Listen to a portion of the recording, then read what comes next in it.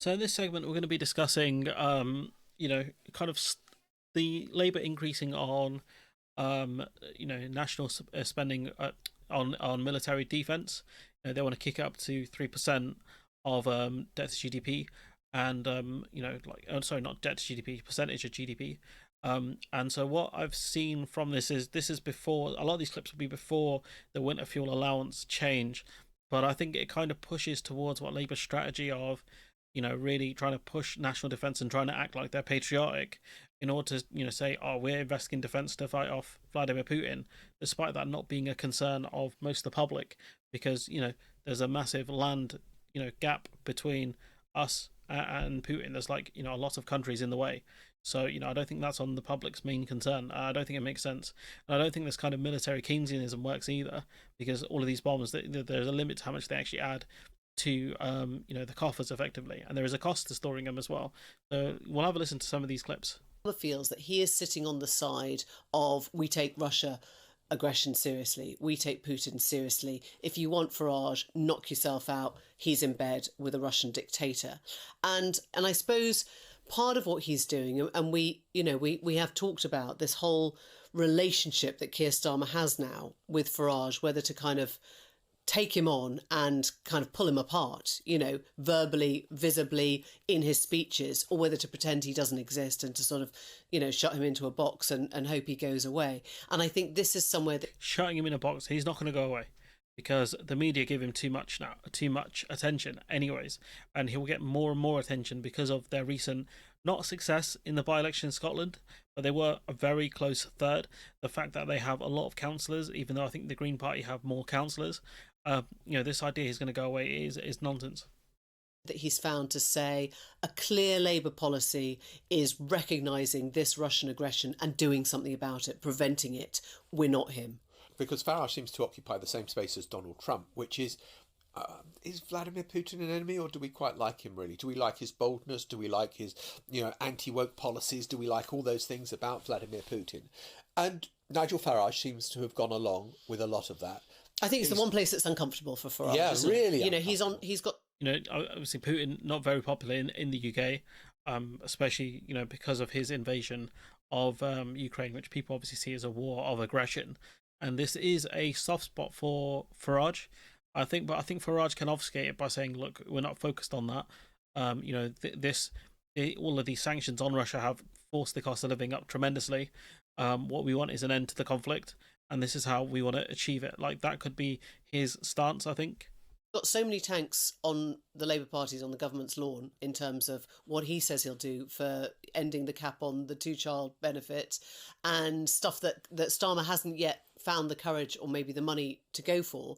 But this is the one place where Farage looks deeply sort of unsettled and keeps on sort of rowing back from earlier comments because he... Now, ironically, Farage of all people is pushing the Labour Party to the left on issues like the winter fuel allowance and on the two-child benefit cap potentially. You got Starmer briefing against his own spin doctor in Morgan McSweeney, and it's kind of crazy. But that's Raj ironically pushing a government to the left is just wild. But this is what he's going to do. He's trying to outflank him on multiple angles here, and it's working for him. He knows that hasn't landed very well with the British public. And the other thing that makes it a bit easier for Starmer with his own backbenchers is you've got the Tories and the Liberal Democrats saying, yeah, but we should be doing more. Yeah. No one's saying we should be doing less. Well, it's very interesting, isn't it? Because just to go back to the Defence Review today, the three authors have said they recommend a 3% of GDP spending. Keir Starmer will tell you that he's managed his manifesto commitment, which was a pledge of 2.5% in the next few years. That's achieved by cutting foreign aid. He won't. It's a huge blunder because that foreign aid money does help reduce foreign terrorism. Like you can help stop it at the source in certain places because poverty is a cause of terrorism. Commit to a date on 3%. He says he'll do that when he can find the money. And it strikes me that, and actually I was talking to another, EU ambassador who was kind of looking on this kind of spending announcement today with something that I'm only imagining is a sort of head scratch. And that is, look, We can see that you need more money for defence. We can see you need more money for ending child poverty. We can see you need to end the winter fuel. We can see all these places where money needs to be spent. Just spend more money, right? Just get over yourself. Just either break your fiscal rules or work out how to tax people who can afford it more, but spend more money.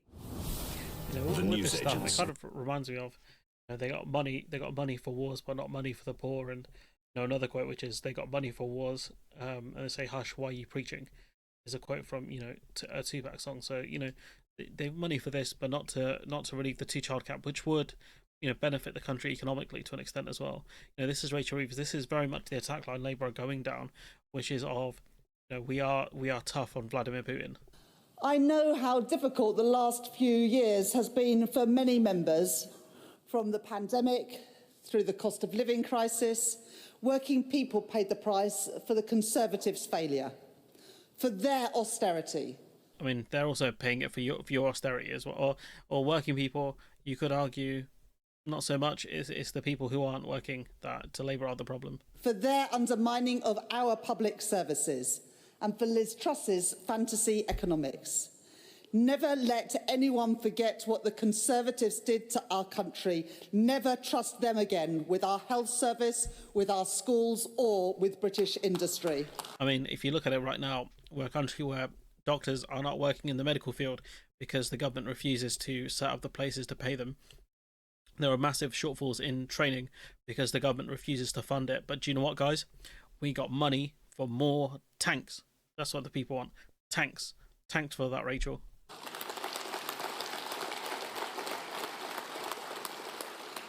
I know that your members have had to pick up the pieces, and so has this Labour government. But we are making different choices. To put more money in the pockets of working people, we are making Labour choices. And the choice in October to give a pay rise to 3 million workers of up to £1,400 a year by raising the national living wage, a national minimum wage created by Labour, raised by Labour too. Together with objectively a good policy, objectively raising minimum wage. Obviously, there is a limit to it, but you know, it is a good thing for the most part. Amending the remit of the Low Pay Commission, so that for the first time, the living wage will take into account the cost of living.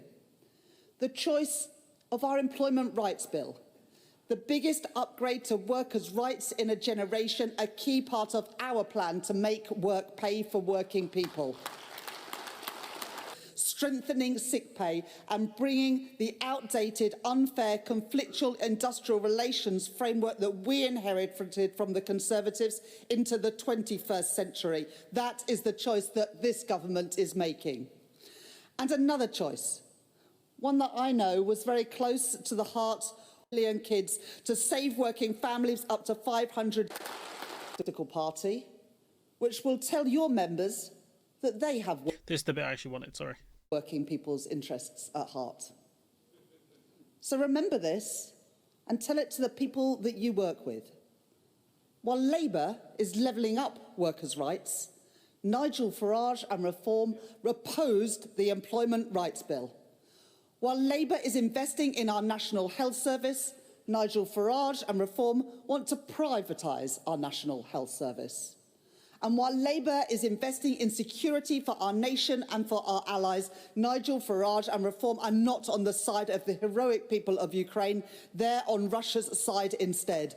That's Reform, tough on workers, tough on patients, but soft on Putin. You know, I think with this Putin stuff, I just don't think it's going to land with the broader public. I don't think it's, again, I don't think it's something the public really cares for that much, the conflict, in terms of their top main priorities. I think Reform's their biggest angle they're going to go for is the channel crossings, and that's the one thing Labour can't stop because they won't put a processing centre in France. You know, when it comes to the winter fuel allowance, you know, Farage is going to take credit for forcing a U-turn that was inevitable, because the one thing you don't do is you don't piss off. Do you know why? I'm going to do a separate video on this, but why pensioners and older people always win? Because one, they vote, they're a massive voting bloc, right? And two, they have nothing better to do than complain. They don't work. A lot of them aren't in work. You know, people that are on pensioners, they don't work. So what that means for the most part is they have all day. So what they do is they switch on the news, right? And it's the news business. So what do? You cover stories that old people care about, like the winter fuel allowance cut, and you make a feedback loop where these people, they keep phoning in, oh my god, I can't believe they're cutting my winter fuel allowance, and the media keep covering it, and it's just a bam, bam, bam cycle. Which keeps going, keeps going, keeps going until they force politicians to cover it. Younger people just aren't invested enough in politics, for my liking, to actually create change. Because if there were people constantly contacting their MP and saying, look, I'm not voting for you because of this policy, and put lots of pressure on them, lots and lots of pressure on them, especially in marginals, I think things would change for younger people, but it's just not happening. And I'm guilty of it as well, because I haven't bothered to write into my MP because I don't care enough, because I'm apathetic. But to get change, you can't be apathetic. You have to believe change is possible. That's the problem. But yeah, boomers win again. Physical fallout from the winter fuel U-turn carries on. And the government particularly being pressed to say, well, hang on a second, you've now created your own black hole, as it were, albeit a relatively small one, in the public finances. That's right, and Rachel Reeves says that she will tell us how this is going to be paid for at the budget in the autumn, but that it won't be funded by day-to-day borrowing. Because all of these are choices. All of this politics are choices. Like when you look at what's more harmful, right? Getting rid of the winter fuel allowance, or keeping the 2-child benefit cap, which is the biggest cause of child poverty in this country, or cutting PIP allowance. Which ones, out of the three, which ones do you think are more important, right? Winter fuel allowance, 2-child benefit cap, or cutting PIP? Out of the three, which one do you think? It's obviously is either, depending on where you fall down on this, it's either PIP is the most important, or getting rid of the 2-child benefit cap. There's no way in hell you can argue it's the winter fuel allowance. I mean, we knew a U-turn was coming because it's happened in stages over the past few weeks, but the scale of the U-turn was still quite something to see yesterday, going from a situation where just 1.5 million pensioners in England and Wales got the winter fuel allowance last winter to what will be 9 million pensioners getting it this winter. And the U-turn was principally driven. And they've set the cap around earning £35,000 per person, which is ridiculous. I think that's near the average salary in this country.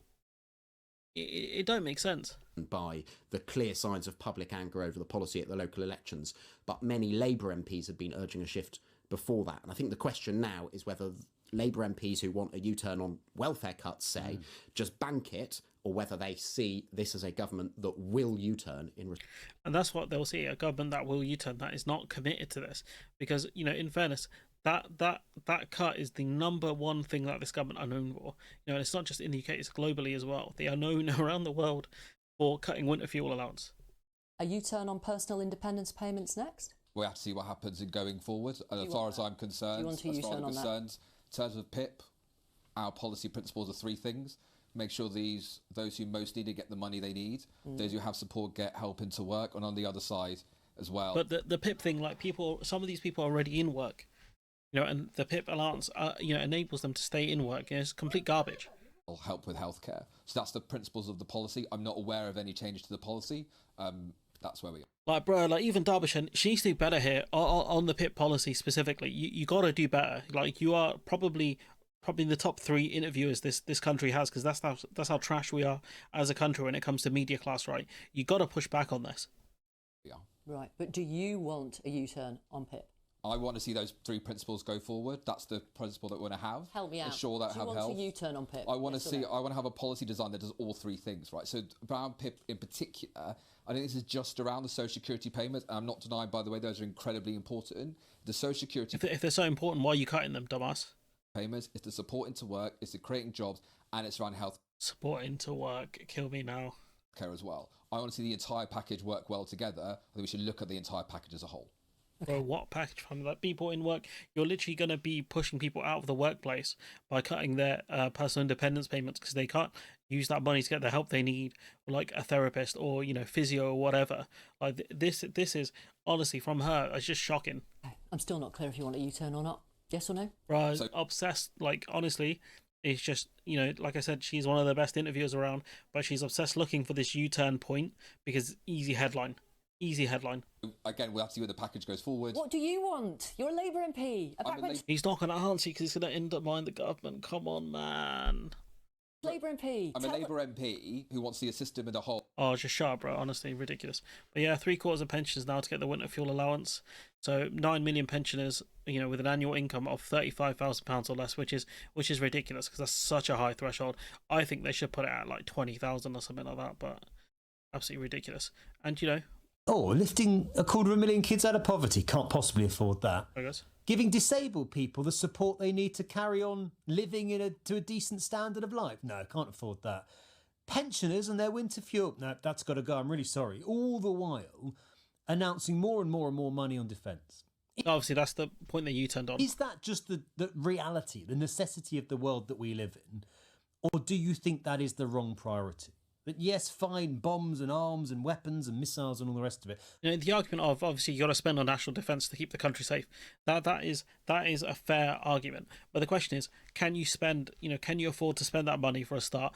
How threatened are we in this world in terms of investing more in national defense in terms of weapons when the major problems come from people who are hackers, cybersecurity and things like that, which the Chinese government I think hacked our the MOD, I think it was this year or last year.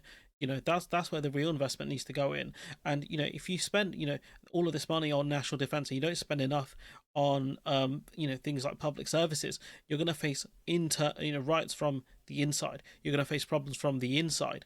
And are you going to turn your military on your own people at that point?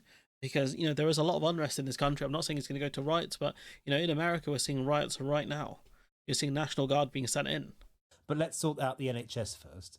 Let's stop the kids being taught in porter cabins. Let's stop stripping disabled people of the benefits they need to Facts, 100% facts. Pay their bills.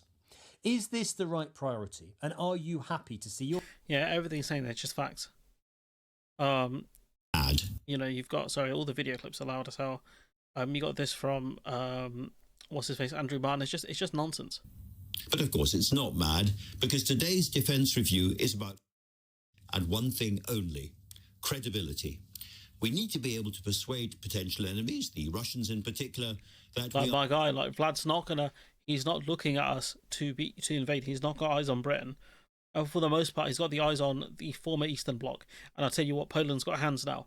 Poland ain't going to stand for it. And the other thing is we do have NATO allies. I'm not saying we shouldn't pull our weight, but I think what we should be looking at is where is the money being invested into, considering that we spend around it's going to be 2.5% to 3% of GDP on national defence. Where is that money actually going? Because the military is in a right state at the moment. So the question is what's going on with procurement and things like that. That's what I'd be looking at first before putting more money into it. Are too dangerous to attack. Now, that is probably not the case today, but perhaps within a few years it will be. I have got nothing against the Russians as a people. They are brave, cultured and hardy. But domination by the Kremlin dictatorship would destroy everything that is... Oh my God, he's struggling in Ukraine, bro. Do you think he's going to... the British military is not in the strongest position, but do you think other European allies are just going to be like, well, good luck, guys? No, there's the NATO. There's I think it's Article 5. A collective defense is valuable in this country. We couldn't speak or hear freely. The brave would be imprisoned, and the rest of us would live in perpetual fear. Perpetual fear. This is fear mongering of the highest proportions. Do you think France wouldn't bail us out and they would have the biggest victory lap possible? We saved you from Vladimir Putin. For my money, and it is my money, just like it's your money. I'm prepared to spend more on weird, scary things I hope turn out to be useless in order to... Yeah, of course you are. You're rich, bruv. You're top 1%. It's ridiculous. Britons want more on national defence, just like they want more on everything. But, do they, 57% of Britons oppose tax increases on people like themselves to pay for an increase in national defence spending. Over 53% of Britons oppose making cuts to other areas of public spending in order to fund an increase in national defence spending. So clearly people are against it. He can give all these speeches and stuff like that, the Strategic Defence Review, but it's just nonsense. He's doing all of this, A, as a bung to, defence contractors, but B, he's going to use this as a way of saying, look, I'm the real patriot, guys. I'm the one spending money on the military to protect us. You see that guy over there, Nigel? He loves Vlad. He wants our military to be weaker so Vlad can take us. It's ridiculous. If you wanted to limit Russian influence, you would do more to limit foreign money in this country, because that's what's led us down the garden path anyways. But you're not, because that's how you fund the party, through foreign donors. Ridiculous. You just sorry. There's more clips I was going to cover. There's no point. Is this clip here? Conference. Oh my god! You did with me back at the Labour Party conference. You told me why it was right to take £300 from 10 million pensioners. Why is it now right to reverse that decision? Well, Nick, it was right to make that decision. So what it was right. So we're revoking it obviously for political reasons. Like, I'm not stupid, but it's just all nonsense. Like, we're going to build, at least 6 munitions factories in Britain, creating over 1,000 jobs. Like, you're spending £15 billion, right? £15 billion to create around 1,000 jobs. So obviously, it's going to go to munitions and storage and stuff. But this is a terrible investment compared to what you could have done if you invested 15 billion into renewables, for example, or 15 billion into nuclear power, or another 15 billion into the NHS. That 15 billion could have gone to you getting rid of the 2-child benefit cap, gotten rid of keeping PIP, the way it is now, keeping the winter fuel allowance. You could have put that 15 billion to those things, but instead you're going to spend it on the military industrial complex in this country because you want to suck up to Trump. It's ridiculous. Ironically, Trump is also a big Putin fan as well. Where the threshold is. This was about winter fuel allowance, people asking for clarity because the government had to U-turn on this. It's a U-turn over many weeks, the most embarrassing kind. I'd rather it was just sudden. But, the question is, where are they going to get the money from? That's the question that's always going to be asked. 140-page, 45,000-word document published this afternoon. It is the government's blueprint for the best part of the next decade, really, as far as defence is concerned. The big picture being one that they say the risks are significantly increasing and therefore there needs to be a change in posture on defence. The audio for this is terrible, right? But, apparently we're going to spend more money on 12 attack submarines and spend billions more on nuclear weapon systems in the defence review. Now, with nuclear weapons, obviously, it's something you don't want to have, but you kind of have to have it in the world we live in.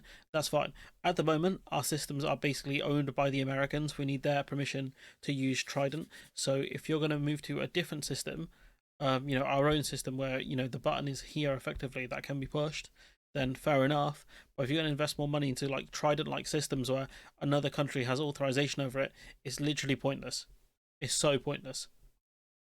Starmer saying, can I stuff in this? In this interview, the second thing, Nick, and it's relevant to where we started in this interview, I know where I stand on Ukraine. I stand with Ukraine against the aggressor, which is Russia. Farage and his party have got a pro-Russia foreign policy. You couldn't have a starker distinction between us. And this is what I mean, if you look at certain policies, Farage has stolen everything. This is his weakest policy area, Farage's. That head on. What I've said at the election in 2024 is that we would get to 2.5%. And I was pressed time and again, what precise date? And I said, as soon as I can be absolutely clear with a firm date, a firm commitment that we will keep to, because I had seen the previous government make commitments about this percent or that percent with no plan behind it. I'm not going down that road. Therefore, what you can take from this is, yes, that 3%, but I am not, as the Prime Minister of a Labour government, going to make a commitment as to the precise date until I can be sure precisely where the money is coming from, how we can make good on that commitment. Because I don't believe in performative fantasy politics. I don't believe in performative politics. This is all performative. That's what this is mostly aimed at. And if you look at this, right? So if you look at this graph, you'll think, defense and security is the highest number on this graph because of the weird colors they've used, right? But if I get rid of this, that top color still exists. That's the economy. That top number there is the economy. That's what people are most concerned about. Defense and security is quite low. It was higher. You're talking I can't even see the number, that's how low it is. Let's see. It's around like 24%, in terms of which are the top 3 most important things facing the country. So it's not there. If you look at it, right, I can probably add a few more in. Let's see if they're more important. Arguably, I think tax is around the same level. See, defense terrorism, you could argue similar, but that's not even that high either. Higher now, actually, defense terrorism. Do you know what? Maybe I'll take the L on this one. Defense and terrorism is quite high. It's just, defense and security, they've kind of meshed it into 2. But you could probably argue some of these would probably mesh into each other as well. Fair enough. Take the L on this one. clearly people are concerned, but it's probably people more concerned about terrorism rather than defense, because you can see defense and security is not doing very high. So the way they've worded this is a bit stupid because there's so much overlap on this. But I would definitely argue people are more concerned about terrorism than they are over defense, because it's on there twice. It's very low on defense. Factor in like things like welfare, it's all quite low. But you see the sub ones for most people, it looks like it's what's that, pink? So it's immigration, which obviously that's the Farage effect. You got crime, which is higher than defense and security, and the economy, which is the highest. So is this gonna be a winner in the polls? Probably not at all. Wow, if you look at how high immigration asylum was, like 71% in 2015, is crazy. But that's what I'm saying to you guys. Like, it's pretty wild. I just don't think this is the vote winner. I would argue that defense and terrorism one, that one's gonna be for people who are more concerned about terrorism than they are defense. I'll die on that hill. But if you look at the mistakes the Labour Party have made here, this is from a former Bank of England economist. There's been mistakes, rookie errors actually. Outline some of those. Well, I mean, the black hole announcement sucked the confidence from business and consumers. Outline some of those. Well, I mean, the black hole announcement sucked the confidence from business and consumers. The budget compounded that felony and how it was certainly described. On too many measures, Nick, it's felt like the fiscal cart has been put in front of the growth horse, to be honest. It's felt penny pinching. It's felt. Yeah, no, I do. The nickel and dime element of making all of these small cuts in certain areas. Small. It's not been the sort of thing we need to get the animal spirits in the country going, and therefore the country growing, and that's been errors. More than one. They are redeemable. There's still time, but not that much time, because unless you plant the policy seeds now, they will not germinate and grow by the time of the next election. There's been mistakes. So yeah, like there's no, I wish he was more specific in terms of the mistakes here, but he's not. What he's not saying is increased spending on defense. And I think this is a massive misstep. In all honesty, I just don't think this is going to get the results that they want economically. Socially, it's going to be destructive because of the cuts they're making in other areas. I'm just not seeing the win here, guys, I'll be honest. But anyways, I'm going to leave it there. Let me know what you think in the comments below. Like, comment, share, subscribe. Support the channel on Patreon if you can. And hopefully I'll see you in the next one.